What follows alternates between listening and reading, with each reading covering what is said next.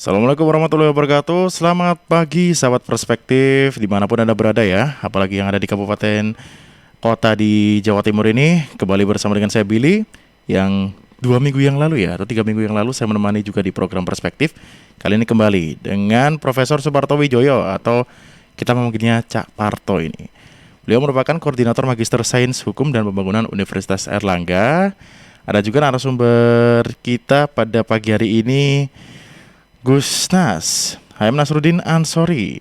Beliau merupakan budayawan, pengasuh Desa Kebangsaan Pesantren Budaya Ilmu Giri Yogyakarta. Pesantrennya ini bukan pesantren PESANTREN ya, tapi PESA garis miring TREND, trendy begitu. Nah, yang kita bahas ini sangat menarik sahabat, dikarenakan kemarin juga masih dalam eh, nuansa Hari Santri Nasional ya, atau HSN. Yang kita bahas pada pagi hari ini adalah santri masa kini. Santri masa kini melihat eksistensi santri menjaga NKRI di era yang penuh disrupsi. Ini kemarin saya juga sempat ngobrol sih bersama dengan Ketua MUI Kabupaten Sidoarjo juga sahabat ya. Ini menarik sekali sebenarnya untuk permasalahan atau tantangan yang dihadapi oleh santri pada era saat ini. Dan nanti kita juga akan bahas bersama dengan Profesor Suparto atau Cak Parto dan juga Gus Nas. Ini menariknya lagi, kemarin saya dengar juga ada yang berulang tahun pada tanggal 20 ya. Tanggal 20 kemarin ada yang berulang tahun ini. Tapi kita nanti bahas terakhir lah. Nanti kita bahas terakhir itu yang ulang tahun itu. Untuk sahabat perspektif juga pada pagi hari ini disiarkan juga ya di Persada Kabupaten Blitar, Mahardika Kota Blitar, RGR Tulungagung, Pradia Suara Tuban, Praja Angkasa Trenggalek, Ersal Nganjuk, Mahardika Bondowoso, Suara Pacitan, Suara Ngawi, Suara Madiun dan Remaja Klasik Radio Malang. Ini sudah tersambung kedua-duanya ini sahabat ternyata untuk narasumber dan juga Cak Parto. Nah ini pertama saya coba sapa Cak Parto dulu nih. Assalamualaikum, selamat pagi Cak Parto. Waalaikumsalam warahmatullahi wabarakatuh, Mas Billy, Gusnas yang menjauh di Imogiri, Yogyakarta. Alhamdulillah, kita pagi ini bisa sambung lagi di Jumat yang penuh keberkahan, ya. Mas Billy ngantor tenan nih kalau pakai masker ini berarti, ya. Oh betul. Karena di ruangannya Ya, banyak gitu Cak Parto ya. Banyak iya, orang di iya, ruangan iya. ini. Sehat semuanya, seluruh sahabat perspektif ya, dimanapun berada. Pernah jeda kemarin 1 kali Jumat, itu kangennya sudah luar biasa Mas Billy. Ya. Betul. Saya 3 minggu yang lalu juga kangen sama Cak Parto ini. 3 minggu yang lalu padahal. Iya, jadi Jumat lalu itu, ini Gusnas sudah sambung, Gusnas? Oh, ya. Sudah, sudah. Iya. Nah, Jumat yang lalu itu pagi-pagi memang harus rapid test, Mas Billy, sehingga kok Oh, jamnya begitu. jam 7 nggak bisa ini. Terus akhirnya ya alhamdulillah hasilnya juga non reaktif, dan Alhamdulillah. Kamis kemarin, Kamis pagi mau di swabnya jangan Jumat lagi, kalau Jumat lagi nggak siaran perspektif ini. Betul. Akhirnya Kamis kemarin pagi gini juga saya harus swab, para jajaran di Universitas Airlangga memang harus ada yang di swab termasuk saya, dan hasilnya tadi malam jam 1 malam alhamdulillah juga negatif, tidak ada Alhamdulillah. indikasi-indikasi yang mengarah ke COVID. Saya yakin ini doanya seluruh pendengar perspektif dan kawan-kawan para sahabat di Betul perspektif. ini. Ya. Nah ini Gusnas sudah muncul, Gusnas kangen, alhamdulillah sudah gabung. Coba disapa itu Pak Mas Billy. Ya, selamat pagi Gus Nas. Assalamualaikum. Ini tadi sudah dua-duanya tersambung bersamaan ini sebenarnya ini. Antara Cak Parto dan Gus Nas ini ya. Nah, ini tapi Iya, kalau iya, kameranya iya. mati lagi nih Gus Nas ini. Nah, ini kita sapa lagi deh. Assalamualaikum Gus Nas. Atau mungkin untuk Iya, mute-nya ini bisa iya. dibuka ya untuk Gus Nas ini. Nah, ini sudah Nah kembali ini tersambung ini. Baik. Assalamualaikum, selamat pagi Gus Nas.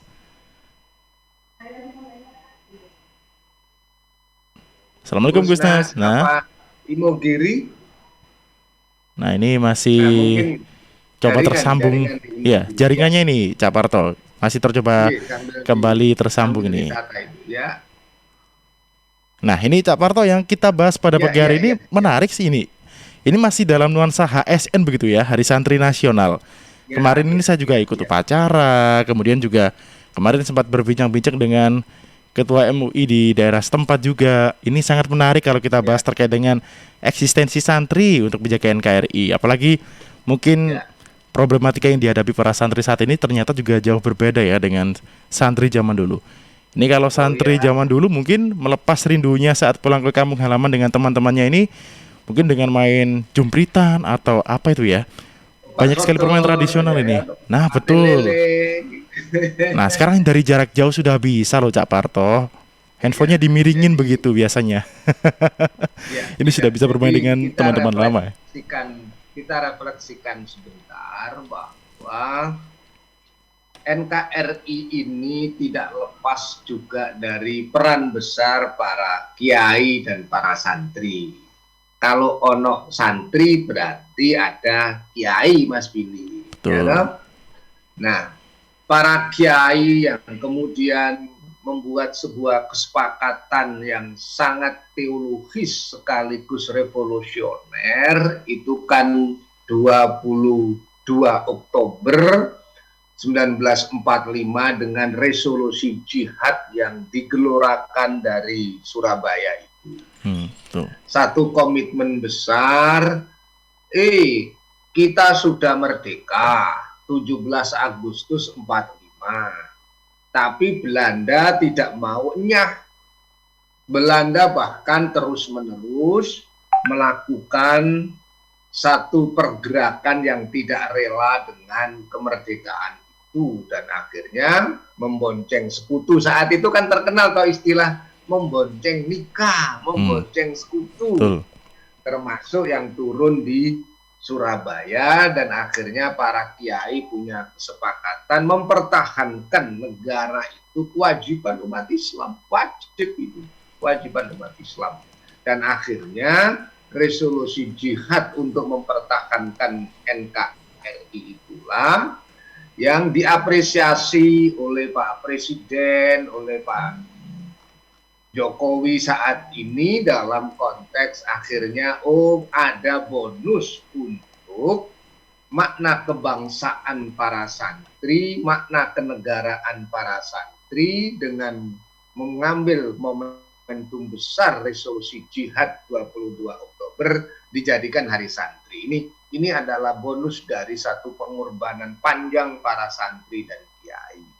Nah, bagaimana hal semacam ini oleh santri menjadi keterpanggilan kalau dulu mempertahankan NKRI dengan senjata, dengan perang. Betul. Tapi sekarang bagaimana resolusi jihadnya? Tentu jihad ekonomi, jihad sosial, jihad di kala pandemi. Inilah yang dibutuhkan dan saya yakin Gusnas dari Imogiri akan punya pesan tren. Jadi tren pesan yang menjadi tren, kecenderungan mutakhir hari ini. Cuma ini masih sinyalnya putus nyambung ya ke Imogiri ini. Halo, nah ini masih masuk lah, kita tunggu. Jadi apa?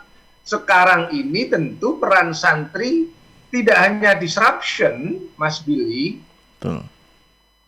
Hidup itu sebenarnya tiap harinya ada disrupsi. Ada perbuncangan, ada pergolakan, ada tantangan. Halo Gusnas. Nah, ini Sudah sudah bisa sambung? tersambung Halo ini ya. Gusnas. Masih belum ini Cak Parto. Masih mencoba ini ya. Belum. Saya berikan Jadi, Gusnas ini. ya. Masih berupaya untuk connecting.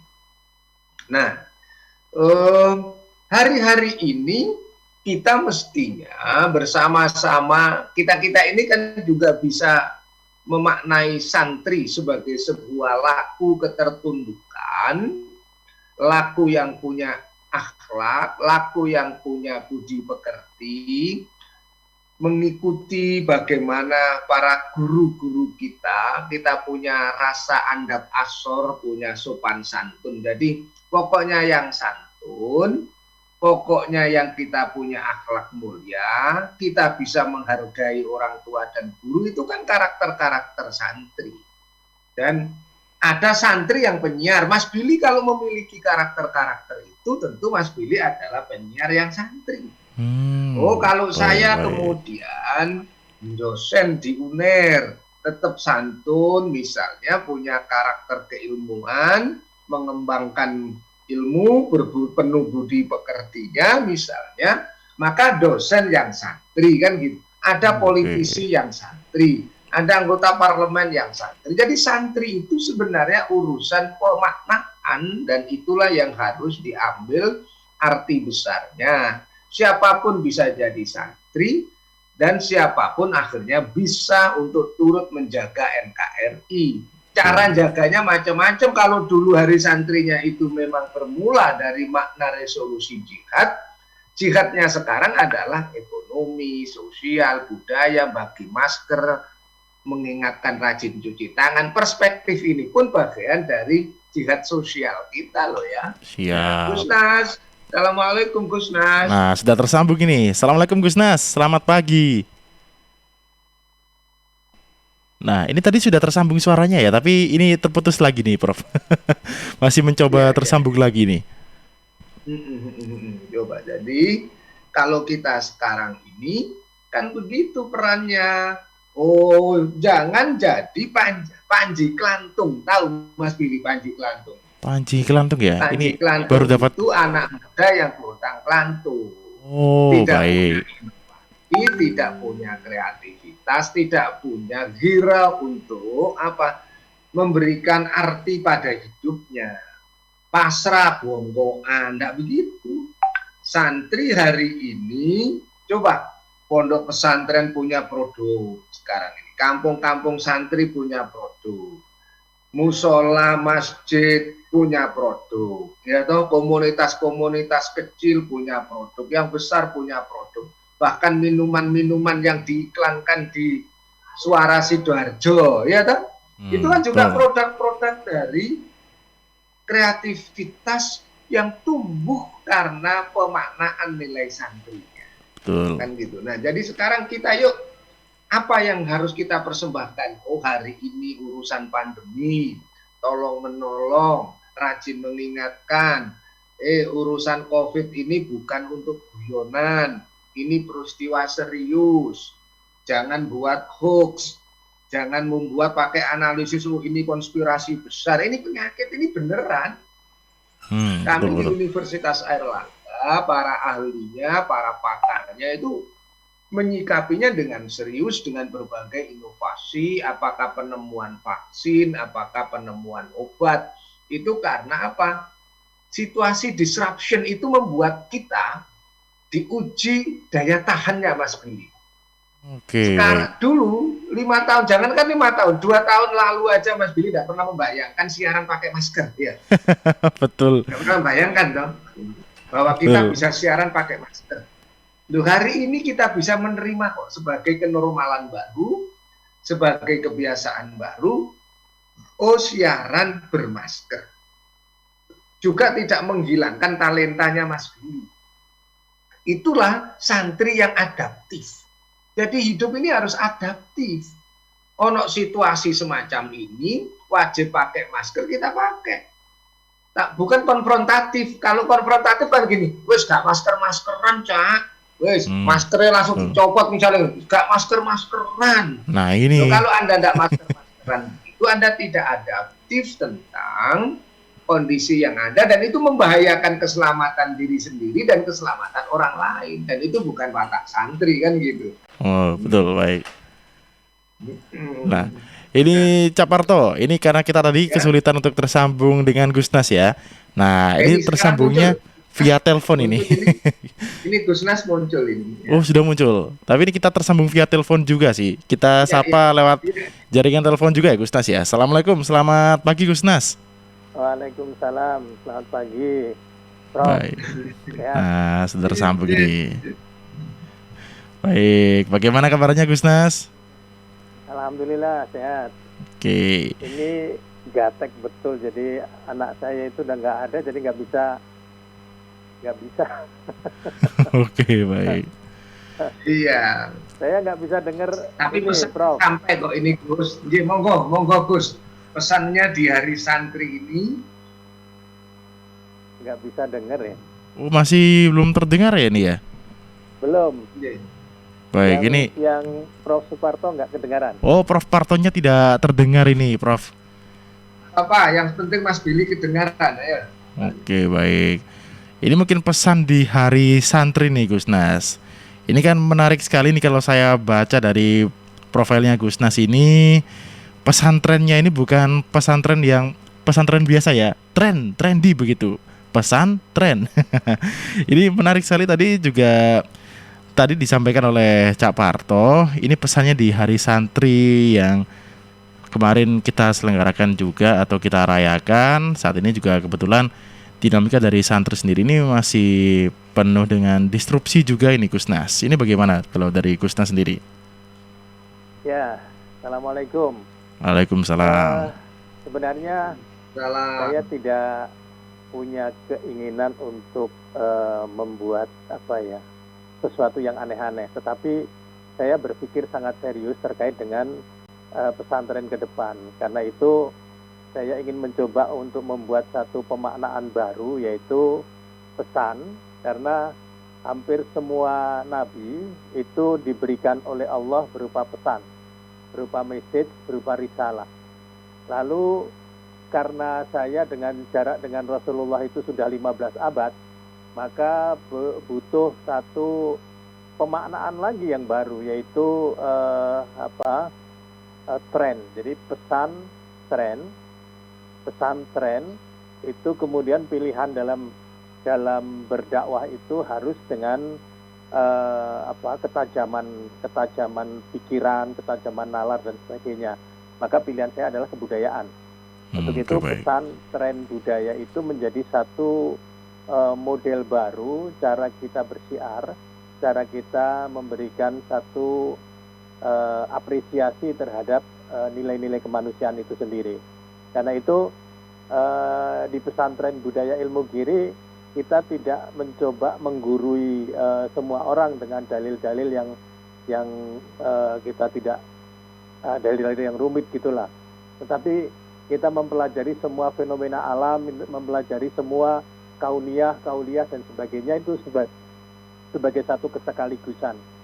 Jadi itu yang membedakan dengan cara dakwah. Jadi kita melihat keadaban ke depan, moderasi beragama dan segala macam itu memang harus dimulai dari hari ini. Karena begitu cepat literasi digital itu kalau tidak kita tangkap dengan cara berpikir yang juga ke depan, itu akan membuat kita jauh lebih jumut gitu.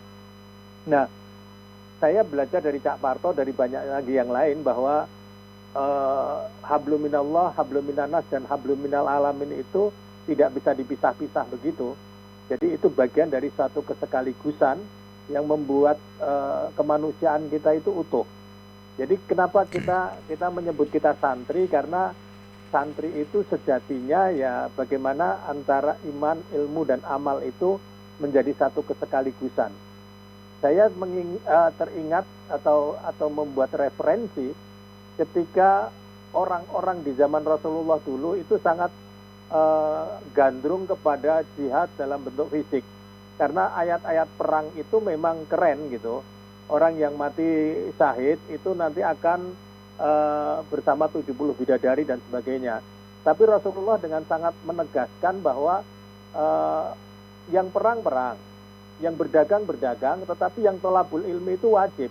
Karena itu di Masjid Nabawi pada masa awal itu kemudian ada yang disebut Ahlus Sufah, yaitu orang-orang yang menggali nilai-nilai Al-Quran itu dengan sangat serius bersama Rasulullah.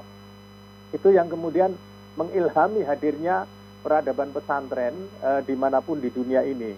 Nah, Indonesia, Jawa, dan sebagainya, kemudian Aceh, Bugis, dan sebagainya, Minang, itu para tarikat pada abad 18, pada abad 19 itu sangat fenomenal. Nah, ini yang hari ini kita membutuhkan energi baru sebenarnya dengan santri zaman now, santri milenial dengan keadaban baru, yaitu bagaimana kita tidak terjebak kepada satu hal yang yang politisasi beragama misalnya. Politisasi beragama itu sangat membahayakan gitu, karena orang membuat dalil-dalil dengan caranya sendiri hanya untuk kepentingan sendiri. Saya membagi 3 wilayah sebenarnya dalam konteks beragama, yaitu orang yang berpikir dengan fikih ahkam. Apapun yang kita bicarakan itu semua hanya mengacu kepada hukum-hukum untuk kepentingannya sendiri. Lalu yang kedua itu fikih siyasah, yaitu politis gitu. Semua format, semua ayat, semua apapun itu untuk kemenangan golongannya. Terakhir adalah fikih kebudayaan. Bagaimana para wali, 9 wali dan banyak lagi wali yang lain, itu mensiarkan Islam itu dengan keadaban. Nah, itu yang saya sebut dengan fikih kebudayaan. Yang sekarang kalau itu tidak kita laksanakan dengan baik, maka moderasi beragama akan terancam. Kita akan menjadi kelompok-kelompok fanatis yang mudah sekali dengan dalil, dengan ayat, dengan apapun untuk menjatuhkan orang lain gitu. Itu yang menurut saya sudah kadaluarsa lah pikiran-pikiran seperti itu. Tapi itu juga akan terus terjadi sepanjang sejarah. Orang yang dengan sudut pandangnya sendiri terus memaksakan pikiran-pikiran sebangsa setanah air itu untuk mengikuti, tidak ada dialog, tidak ada komunikasi, tidak ada musyawarah. Padahal Islam itu adalah musyawarah. Islam itu adalah bagaimana secara inklusif, secara terbuka kita bisa memandang sudut pandang apapun dari sudut pandang yang lain gitu. Saya kira itu. Oke, jadi memang saat ini kalau kita lihat jihad yang dilakukan dulu dengan yang sekarang ini memang berbeda begitu Gus Nas ya. Kalau tadi kan disampaikan jihadnya ini secara fisik begitu, sekarang juga mungkin tadi seperti yang disampaikan Cak Parto, mungkin jihad yang dilakukan saat ini lebih ke penyesuaian zaman begitu ya kalau saya nangkapnya ya. Ya, ini tantangannya sekarang jihad digital lah. Jihad digital ini katanya Cak Parto ini Gus Nas. Baik. Ya. Monggo Gus Nas. Monggo Gus Nas. Baik, mungkin bisa dilanjutkan ini Gus Nas. Tadi katanya Cak Parto ini jihadnya kalau sekarang ini jihad digital begitu ya, menyesuaikan dengan zamannya juga. Ya, jadi era milenial kita ini akan menghadapi satu perubahan yang sangat fantastik ya. Saya tidak membayangkan gitu dengan virtual, dengan apapun itu kan ini sebenarnya energi para malaikat sebenarnya. Bagaimana dengan jarak yang sejauh-jauhnya kita bisa mendekatkan dan bisa melakukan komunikasi. Nah, ini sebenarnya peluang besar bagi bagaimana mengutuhkan keberdayaan jati diri kita, bagaimana kita menjadikan Islam itu rahmatan lil alamin, bagaimana pesan-pesan kenabian itu sampai kepada kita gitu. Kalau kita masih seperti dulu, maka berhalanya juga berhala dulu. Berhala digital itu sekarang juga sangat berbahaya, Prof. Ya, berbahaya sekali. Jadi berhala digital itu kalau dulu berupa patung-patung gitu. Kalau sekarang patungnya bisa mendesah gitu. Bisa mendesis, bisa apapun gitu yang kemudian secara visual berhalanya sekarang juga lebih mengerikan gitu. Artinya apa? Kita mengalami darurat yang luar biasa dalam konteks keberhalaan ini, dan para santri seharusnya memperjuangkan itu di garis terdepan gitu. Karena apa? Yang dekat dengan para malaikat, yang dekat dengan Allah, yang dekat, yang tidak tampak itu sudah menjadi kelaziman bagi para santri. Jadi kalau kita bicara misalnya melalui Zoom meeting, melalui macam-macam, santri itu dulu sudah berpikir dengan doa, dengan telepati dan macam-macam, sehingga untuk menunggu wesel aja harus berdoa gitu, ada wiridnya. Itu yang saya alami gitu tahun 70-an, tahun 80-an gitu. Sehingga eksotisme dalam pesantren itu menjadi relevan gitu. Monggo, Cak. Baik. Ini mungkin dari Cak Parto ya. Sebelum nanti kita jeda karena sudah menit ke-30 nih Cak Parto. Tapi nanti juga sudah ada satu pertanyaan yang masuk ini mungkin, atau satu sahabat yang sudah bergabung ini Cak Parto. Dibaca dulu, nanti kita jawab setelah iklan. Oke, siap. Ada Karin ini Cak Parto yang di redaksi nih. Rin, boleh dibaca mungkin? Ya tadi sudah bergabung. Oke, baik. Ini ada satu pertanyaan dari Dikdia Dikrian. Ada dua tokoh identitas kesantrian yang selalu melekat kepada di pandangan yang ada di masyarakat. Seperti yang kita tahu sendiri, ada Gus Dur dan Kiai Haji Ma'ruf Amin. Yang lebih dahsyat lagi, seperti Kiai Haji Ma'ruf Amin adalah pelopor bagi lahirnya pemikiran ekonomi syariah. Sehingga saat ini lahir bank-bank syariah di Indonesia. Beliau juga pelopor lahirnya gerakan ekonomi di kalangan pondok pesantren di seluruh Indonesia. Nah, dua tokoh tersebut di atas adalah bukti bahwa santri ini memiliki kemampuan yang sama, bahkan bisa lebih menonjol dari yang lainnya. Persoalannya ini Cak Parto dan Gusnas adalah, maukah bangsa ini memberikan kepercayaan kepada kaum santri untuk mengelola dan memajukan bangsa, meskipun ini sudah masuk ke era yang penuh dengan disrupsi. Oke, jadi ini pertanyaannya, bangsa dan negara mau tidak mempercayakan kepada santri untuk pemikirannya begitu Cak Parto dan Gusnas. Nah, nanti kita akan nanti kan kita jawab maksudnya ya setelah beberapa pesan yang akan hadir terlebih dahulu. Untuk sahabat perspektif yang ada di 12 kabupaten kota di Jawa Timur, nanti juga bisa menyampaikan pertanyaannya di WhatsApp 0821 3264 109. Baik sahabat perspektif, kita akan jeda terlebih dahulu untuk beberapa pesan yang akan hadir berikut ini.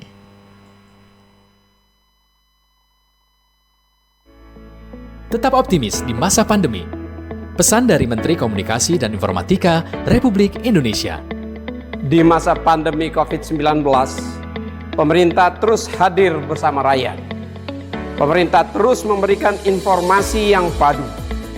Dengan informasi yang padu, kita bisa berjalan bersama, selangkah, seirama, bergotong royong untuk kesehatan pulih, ekonomi bangkit.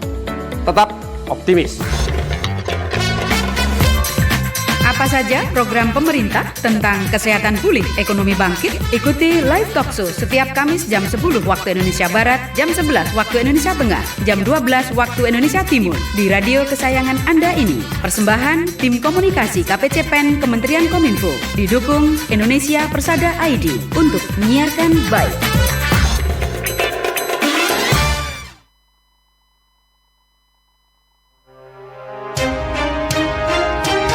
Sahabat, kita tahu bahwa merokok dapat mengganggu kesehatan, apalagi rokok ilegal.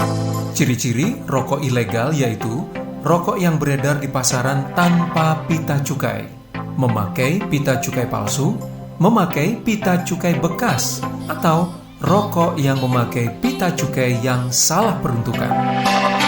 Dengan harga jual yang murah, maka rokok ilegal pasti berdampak negatif, diantaranya meningkatkan jumlah perokok pemula dan juga berdampak pada penerimaan negara. Mari bersama-sama memberantas rokok ilegal. Iklan layanan masyarakat ini dipersembahkan oleh Bea Cukai Sidoarjo. Stunting itu apa, Bu? Stunting itu kondisi gagal tumbuh yang ditandai dengan tinggi badan yang lebih pendek dibanding anak-anak seusianya. Penyebabnya, kurangnya asupan gizi yang diterima janin atau bayi. Akibat stunting dapat menurunkan kecerdasan, rentan terhadap penyakit, setelah tumbuh dewasa, kurang produktif, dan menyebabkan kerugian ekonomi. Stunting itu dapat dicegah dengan mengoptimalkan pengasuhan 1000 HPK atau 1000 hari pertama kehidupan, yaitu sejak janin dalam kandungan sampai bayi berusia 2 tahun. Selama hamil, periksakan minimal 4 kali. Konsumsi gizi seimbang dan berikan stimulasi pada janin dalam kandungannya. Setelah anak lahir, lakukan inisiasi menyusu dini. Segera ikut KB dengan menggunakan kontrasepsi. Berikan ASI eksklusif sampai 6 bulan. Berikan ASI dan makanan pendamping ASI sampai 2 tahun. Berikan stimulus atau rangsangan yang tepat sesuai usia. Pantau perkembangan anak dengan kartu kembang anak atau KKA. Untuk pertumbuhan, pantau dengan kartu menuju sehat atau KMS. Rajin mengikuti kelompok kegiatan Bina Keluarga Balita atau BKB dan Posyandu. Jangan lupa ikut KB untuk mengendalikan kehamilan agar tidak terjadi 4T. Terlalu muda, terlalu tua, terlalu banyak, terlalu sering. Dan jika ada masalah, segera konsultasikan kepada kader BKB, kader posyandu, PKB atau PLKB, bidan, dokter, atau layanan kesehatan terdekat. Ayo, kita cegah stunting. Jika bukan kita, siapa lagi? Jika bukan sekarang, kapan lagi? Iklan layanan masyarakat ini dipersembahkan BKKBN Provinsi Jawa Timur. PT Inet Global sejak tahun 2005 bergerak di bidang ICT, Information and Communication Technology, Internet Service Provider atau ISP, web hosting, dan domain, fiber optic system, dan satelit atau VSAT, memberikan layanan jasa koneksi internet ke seluruh dunia dengan kecepatan tinggi dan harga yang kompetitif. Juga memberikan solusi dan jasa konsultasi pendistribusian koneksi internet, menyediakan solusi ICT yang komprehensif, terpadu, dan disesuaikan bagi pengguna yang mencakup data infrastruktur, managed service, cloud computing, IT services, serta layanan digital yang fokus untuk memanfaatkan peluang yang mendukung dan menambah nilai pada bisnis utama tiap customer. Untuk layanan dan servis Inet, hubungi kantor pusat Jalan Kuningan Barat nomor 8 Jakarta. Telepon 021 299 66900. Kantor Surabaya, Intiland Tower lantai 11, Jalan Panglima Sudirman 101-103 Surabaya. Telepon 031 535 3955 031 535 3955. Inet Global Indo, the best service for great solution. News, talk, and music hits. Suara Sidoarjo. Your multi-platform radio. Sahabat, air adalah 2/3 dari komponen penyusun tubuh kita. Pilihlah air yang bukan hanya untuk melepas dahaga, tetapi juga punya nilai lebih. Untuk sehari-hari, pilihlah air mineral Santri, produksi Kepontren Sidogiri Pasuruan. Air mineral Santri tidak hanya menyehatkan, tetapi juga ikut mengembangkan perekonomian umat. Air mineral Santri bisa didapatkan dalam kemasan 120 ml, 240 ml, 330 ml, 600 ml, 1500 ml, dan juga galon. Info lengkap dan pemesanan bisa hubungi Ustadz Muhammad Seger, CV Lantabur Sidoarjo dengan telepon 0821 3404 0289. 0821 3404 0289. Distributor air mineral Santri wilayah Sidoarjo ada di Jalan Sawo RT 3 RW 1 Plumbungan Sukodono Sidoarjo. Air minum pilihlah Santri. Suara Sidoarjo, lembaga penyiaran publik lokal pemerintah Kabupaten Sidoarjo. Baik sahabat Perspektif, untuk siaran kita pada pagi hari ini juga disiarkan di 12 lembaga penyiaran publik lokal kabupaten kota atau 12 kabupaten kota ya yang ada di Jawa Timur, disiarkan oleh Persada Kabupaten Blitar, Mahardika Kota Blitar, Ergar Tulungagung, Pradia Suara Tuban, Praja Angkasa Trenggalek, Ersal Nganjuk, Mahardika Bondowoso, Suara Pacitan, Suara Ngawi, Suara Madiun, Remaja Klasik Radio Malang, dan juga Suara Sidoarjo. Nah, tadi ini ada pertanyaan yang masuk ya. Tadi yang menanyakan dari Krian ini, namanya gak sulit ini. Nah, ini tadi menanyakan tentang apakah bangsa dan negara kita ini mau untuk mempercayakan atau punya sedikitnya ini memberikan kesempatan kepada para santri untuk memberikan pemikiran-pemikirannya begitu, Cak Parto. Tapi tadi ini ada yang sempat saya singgung di awal kebersamaan kita terkait yang tanggal 20 kemarin berulang tahun. Mungkin langsung saya buka deh. Selamat ulang tahun ya Cak Parto. Tanggal 20 kemarin nih, 20 Oktober ini berulang tahunnya ini sahabat. Jadi ini hari spesial ya, Perspektif edisi spesial begitu. Baik, selamat ulang tahun Cak Parto. Sama-sama, terima kasih Gus semuanya. Jadi begini, kalau urusan peran santri, insya Allah dalam sejarah pergerakan, perjuangan, kebangsaan di Indonesia itu tidak lepas dari peran santri. Untuk itu santri harus punya pemahaman yang lengkap bahwa Anda tidak marginal. Santri ini bukan outsider di Republik ini. Santri itu insider, ada di dalam Republik ini. Jenderal Sudirman santri kok, Jenderal Sudirman. Betul. Ya toh? Jenderal Maijen Sungkono kalau di kita di Surabaya, ya toh. kita kemudian HR Muhammad, loh, di Surabaya ada HR Muhammad, ada Bung Tomo, ya toh.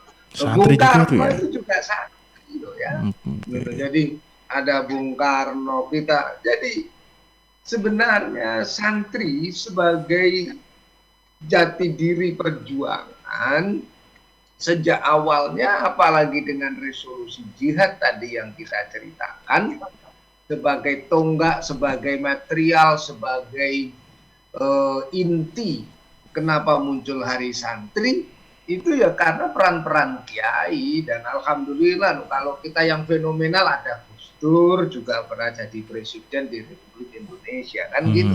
Jadi apalagi juga sekarang ini begini, maksud saya santri-santri mengembangkan inovasinya, kreativitasnya untuk mengisi negeri ini dengan produk-produknya. Bukan menjadi agensi-agensi pemasaran saja. Kita ini jangan sampai menjadi negeri yang kata tadi Gusnas digital yang berbahaya karena kita beli digital. Produk-produk, tapi itu bukan produk kita. Maka kita hanya menjadi areal pemasaran produk-produk lain. Untuk itu apa? Santri harus menghasilkan produk. Gitu. Santri harus menghasilkan produk seperti apa? Seperti yang diiklankan di radio ini tadi. Ya Mas Billy ya.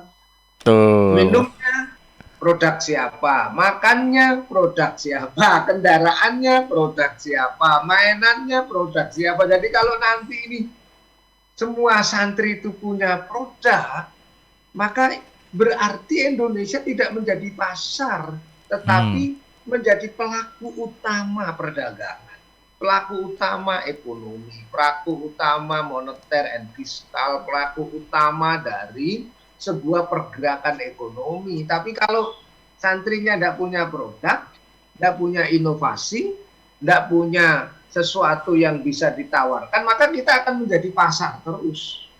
Kita tidak boleh menjadi pangsa pasar, tapi kita menjadi satu pangsa produktivitas. Dan nah, saya yakin dengan begitu santri akan berdaya. Untuk itu tadi minumnya apa Mas? Nah, produk sendiri. Makannya apa? Produk sendiri. Kan begitu. Ya. Dan alhamdulillah Gusnas di Jawa Timur santri-santri bahkan ada gerakan OPO, yaitu One Pesantren One Product, OPO, One Pesantren One Product. Gitu. One Pesantren One Product yang digulirkan oleh Ibu Gubernur Bu Khofifah, dan itu menjadi bagian penting dari program kerja pemerintah Provinsi Jatim. Gitu. Bagus. Nah, ini mungkin kalau di Yogyakarta ada tren apa ini Gusnas? Dunia pesantrennya ini. Nah, ini juga nih. Tren produktivitas, kreativitas anak-anak santri yang ada di Imogiri khususnya, bisa di-sharing gitu, monggo. Mungkin sekaligus juga tadi menjawab pertanyaan kalau dari Gusnas ya, yang tadi dari sahabat-sahabat di Krian tadi. Oh ya. Baik, Gusnas mungkin bisa diutarakan juga ini, sharing-sharingnya juga ini ya. Ya. Jadi begini, kalau cara Rasulullah itu membuat basis gerakan, itu kan bainas suq wa masjid gitu. Jadi kepemimpinan itu di antara pasar dan masjid. Ada wilayah profan, ada wilayah sakral, ada hablum minallah, ada hablum minal alamin. Ada hablum minan nas dan juga sekaligus hablum minal alamin. Yaitu bagaimana sesungguhnya konsep-konsep trading segala macam itu di dalam Islam ada yang namanya fair trade gitu, bukan free trade. Fair trade itu bagaimana kejujuran menjadi satu skala prioritas, karena sidik, amanah, tabligh, fatonah itu bagian dari bagaimana syiar dalam trading, bagaimana trading dalam syiar itu menjadi satu kesekaligusan. Kalau Barat itu mungkin menggunakan Tuhan misalnya untuk penjualan-penjualan, misalnya ada Christmas sale, ada Lebaran sale yang ditiru oleh orang-orang Islam dan sebagainya. Nah, tadi terkait dengan Cak Parto yang menyebutkan produk, sebenarnya kalau dalam konteks keadaban adalah karya. Jadi karya itu melebihi produk. Kalau produk itu sangat kapitalistik lah sifatnya, tapi kalau karya itu bagaimana menjadikan Islam sebagai pusat tamadun, sebagai sebuah pusat berkeadaban gitu. Dan rasa-rasanya sudah 15 abad kita ini diminta untuk membaca. Jadi kita ini sudah sangat panjang, sangat amat panjang. Kita oleh Rasulullah dan satu-satunya agama yang memulai dengan bismillah. Artinya apa? Keadaban itu menjadi satu-satunya bagaimana kita menjalankan kehidupan ini dengan sempurna. Maka ada disebut insan kamil. Nah, insan kamil itu di situ. Maka tadi kalau pertanyaannya adalah bagaimana umat Islam itu berperan, rasa-rasanya saya malah bingung. Karena apa? Setahu saya yang namanya Cokro Aminoto yang melahirkan banyak tokoh itu memulai dengan semurni-murni tauhid kan gitu. Nah, bagaimana semurni-murni tauhid itu bagian esensial dari keberislaman, kebersantrian itu sendiri. Itu yang menurut saya bagaimana kita harus mengaktualisasikan itu. Lalu cara Nabi berdagang misalnya, cara Nabi menggunakan, kalau referensinya adalah perbankan, menurut saya perbankan itu satu fase yang mendekonstruksi nilai-nilai kemanusiaan, karena satu mata uang dan segala macam itu adalah sebenarnya sumber berhala itu sendiri. Bagaimana dulu kalau kita mempelajari apa yang dilakukan Rasulullah di Madinah, kemudian kalau dalam konteks tadi bagaimana kita berdaya, umat Islam berdaya, santri-santri berdaya, itu dalam konsep Darul Arqam, dalam menghidupi self-fulfillment, jadi menghidupi diri sendiri itu sudah terjadi pada saat awal Rasulullah berdakwah gitu. Terus jenis-jenis perdagangan yang dilakukan oleh Rasulullah sebelum mensiarkan Islam, juga perdagangan-perdagangan yang berskala besar. Tidak cuma jualan minyak wangi di emper masjid, tidak begitu. Tapi bagaimana kita itu menggerakkan ribuan onta dari Madinah ke Syam, dari mana-mana dan segala macam, dari Makkah ke Damaskus dan sebagainya, untuk sebuah trading besar. Sehingga harusnya Islam itu menjadi satu poros keadaban yang bermatra ekonomi, bermatra filsafat, bermatra macam-macam gitu.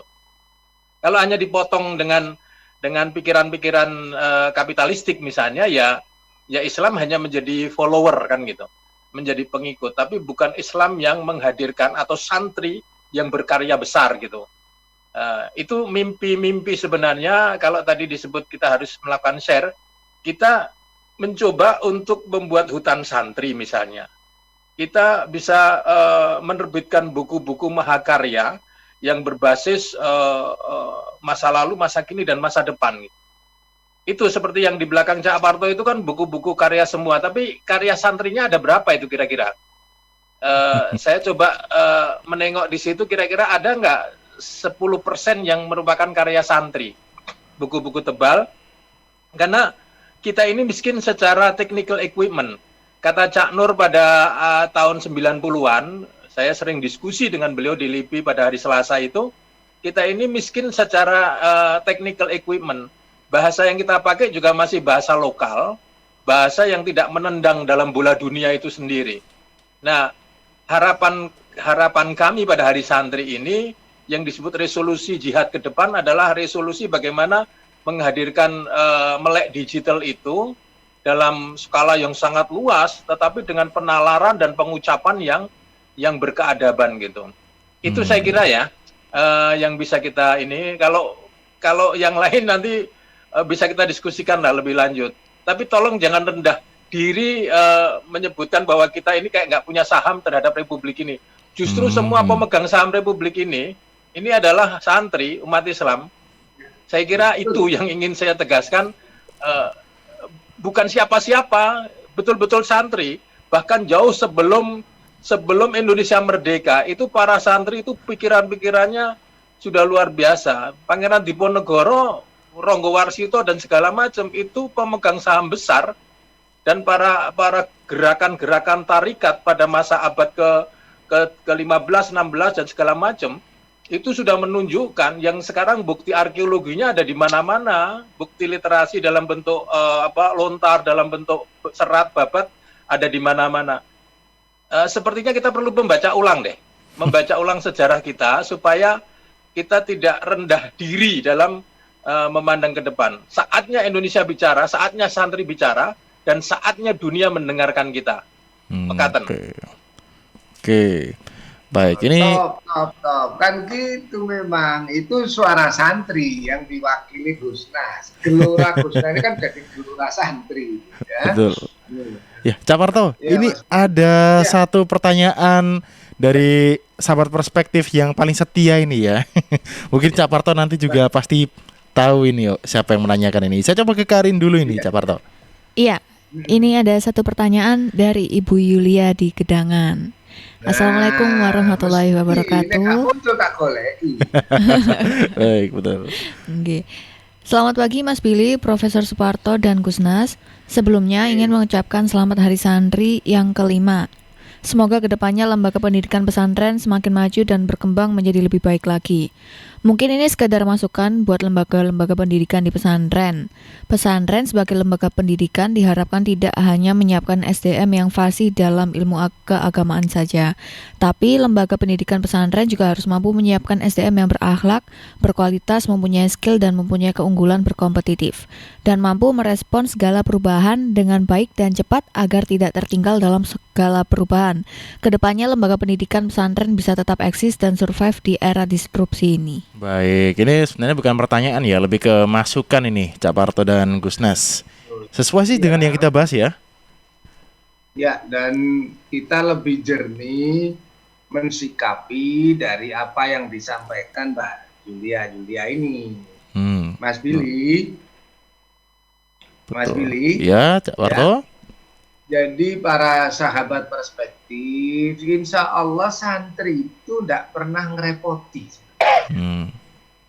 Ya, tidak pernah ngerepoti, dan menurut saya harus ditumbuhkan dan harus diapresiasi bahwa santri itu paling tidak pernah ngeribeti urusan pekerjaan. Alumni pesantren dengan berbagai macam keterbatasannya, nggak ada yang urusan nganggur.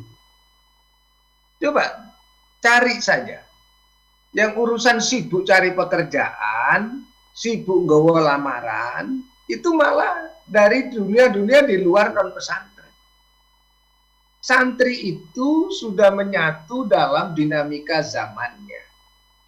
Hari-hari ini inovasi dari santri, apa itu tenaga terbarukan, apa itu perikanan kreatif, sawah-sawah yang penuh inovasi, peladangan, peternakan, restoran-restoran yang tumbuh dari kalangan pesantren. Itu besar, banyak sekali. Sehingga ada jejaring-jejaring di antara pesantren, pengusaha-pengusaha pesantren. Mereka itu selama ini bermanfaat. Jangan remehkan urusan mereka itu ngajar ngaji, les, terus kemudian sampai urusan jadi mudin, jadi perangkat masjid, musola. Ini penting. Kalau gak ada mudin, ada kematian, bingung kita ini ya. Betul. Nah, tapi ini dikira diremehkan, ini dikira itu bukan peran dari dunia pesantren gitu. Jadi anak-anak santri kita ini sudah mampu loh membuat kalau tidak produk adalah karya-karya kreatif yang dimunculkan. Mereka sekarang banyak punya resto, kafe, mereka juga mandiri, tidak suka untuk kirim lamaran ke sana kemari. Bahkan mereka itu adalah orang-orang yang justru membuka lapangan-lapangan kerja. Lapangan-lapangan kerja, kursus-kursus, les-les ngaji sekarang berkembang luar biasa dari anak-anak pesantren kita. Mereka punya talenta untuk itu, dan yang penting juga mereka tahan soro, Mas.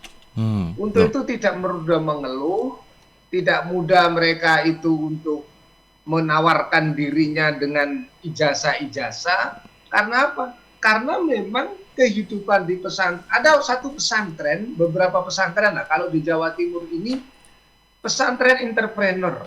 Jadi entrepreneur di mana santri-santrinya itu ada jadwal-jadwal perdagangan.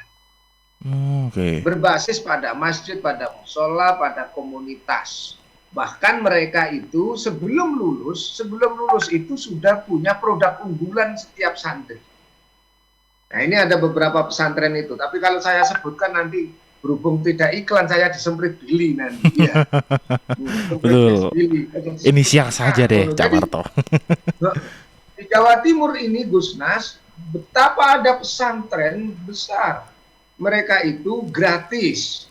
Karena santrinya pasti berinovasi, apakah mulai berternak ayam sampai berternak sapi, sampai ngeramut sapi perah, mereka punya produk-produk unggulan di pesantrennya. Mereka punya inovasi. Dan mereka sebelum lulus itu sudah bisa berdagang, sudah bisa mensuplai kebutuhan-kebutuhan resto. Jadi pesantren misalnya punya perikanannya, maka pesantren ini juga membangun restonya. Betapa di Jawa Timur kita menikmati banyak resto di pinggir-pinggir jalan itu sebenarnya juga binaan-binaan pesantren itu yang ikannya dikirim oleh para santri. Jadi mereka ini paling nggak ngerepoti. Jadi santri itu menurut saya sangat berperan besar. Tidak repot mereka ngajukan boyong-boyong, ngelamar-ngelamar gawe stop map, tapi mereka sekarang terpanggil untuk apa? Untuk mengisi negerinya ini dengan inovasi, kreativitas, kemandirian. Dan itu salut kepada kaum santri. Kita salutlah kepada kaum santri. Gitu ya. Betul sekali ini. Itu pesan bahwa tidak boleh minder, kata Gusnas tadi itu. Saatnya santri bicara dan dunia mendengarnya. Karena selama ini dunia harus kakek ngomong. Ya santri di ngomong ngurungono tok. Saiki saatnya santri ini. Betul. Apalagi menarik. Yang menarik dari pertanyaan pertama tadi juga, ini sebenarnya dua tokoh yang paling berpengaruh di Indonesia juga ini juga dari santri loh. Yang saat ini ada wakil presiden begitu ya, Cak Parto ya. Dan dulu juga sempat jadi presidennya malahan. Betul. Berarti ini saya coba ke Gusnas mungkin ya, untuk yang tadi disampaikan oleh Bu Yulia. Ini sahabat perspektif paling setia ini. Setiap pagi ini saya cek di WhatsApp, setiap Jumat pagi selalu ada ini Bu Yulia ini ya. Baik, Gusnas ini. Ya, terima kasih Mas Billy, Bu Yulia. Jadi saya juga pernah diundang di sebuah pesantren besar di Jawa Timur. Itu kemudian dipamerkan sesuatu hal yang fenomenal. Yaitu saya diajak untuk ke sebuah perikanan, yang di perikanan itu bukan hanya ikan lele atau ikan yang murah-murah, tapi ada arwana, ada macam-macam. Karena saking banyaknya, kemudian saya dikasih satu arwana digoreng, senilai 6 juta, 7 juta gitu. Saya kemudian berkelakar, nanti kalau ke Jogja saya hidangkan burung perkutut yang harganya 1 miliar untuk digoreng gitu. Jadi santri-santri sebenarnya nggak kalah kok kalau cuma soal akal-akalan gitu ya. Tetapi yang penting begini, saya ingin menyampaikan bahwa tradisi kita melek literasi itu sesungguhnya sudah 15 abad. Jadi tidak mungkin kalau peradaban-peradaban Viking dan segala macam, kemudian yang lainnya atau Renaissance itu kan baru kemarin sebenarnya dalam konteks peradaban dunia gitu.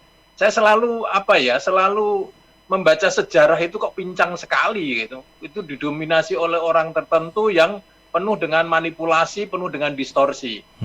Padahal dalam peradaban Islam itu kita sudah memunculkan akal budi itu sudah sejak 15 abad silam. Bagaimana jahiliyah dalam segala jenisnya itu kita habisi gitu. Nah, itu yang sebenarnya inti dari apa yang diminta oleh Allah sebagai Khalifatullah fil ar itu. Yang kedua adalah bagaimana memakmurkan bumi, wasta'markum fiha.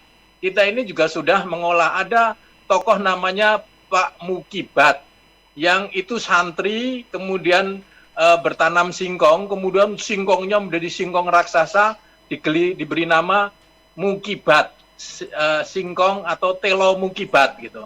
Kemudian ada namanya Pak Mujahir yang melihat bahwa di empang, di tambak segala macam itu ikan laut itu bisa dibudidayakan menjadi ikan tawar, kemudian jadilah nama Pak Mujahir. Kemudian kita punya namanya Ronggo Warsito.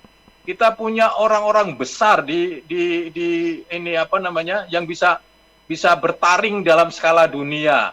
Kita punya Raden Saleh gitu. Itu semuanya adalah santri.